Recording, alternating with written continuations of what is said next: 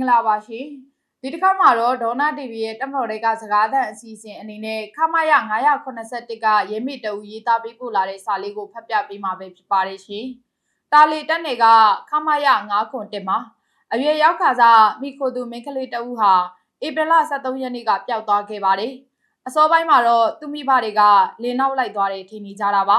ဒါပေမဲ့ဧပြီလ21ရက်နေ့မှာတော့အိမ်အောင်တဲ့လိုင်းရဲ့အနီးအနားကခြုံထဲမှာအလောင်းအနေနဲ့ပြန်တွေ့ပါတယ်။ကလေးမလေးဟာအစော်ကားခံရပြီးအသက်ခံရတာလို့အချို့ကထင်ကြီးပေးကြပါတယ်။ဒီကိစ္စကိုတရင်မှုနဲ့လူကြီးတချို့က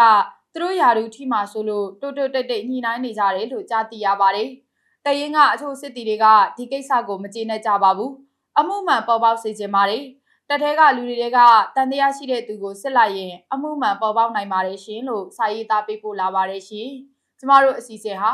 တမတော်သားတွေနဲ့တက်မိသားစုဝင်တွေရဲ့အခက်အခဲကိုအများကသိအောင်တိဆက်ပေးနေတဲ့အစီအစဉ်ပဲဖြစ်ပါတယ်။တမတော်သားအရာရှိစစ်တီတွေအိမ်အောင်တဲ့ရဲမိတွေအနေနဲ့ကျမတို့အစီအစဉ်မှာပါဝင်ခြင်းမက်ဆေ့ဘောက်ကနေတဆင့်စာပေးပို့ပြီးပါဝင်နိုင်ပါတယ်။ပေးပို့လာသူတွေရဲ့အချက်လက်တွေကိုကျမတို့အဖွဲ့သားတွေကလိုအပ်ပေးထားမှာပဲဖြစ်ပါတယ်ရှင်။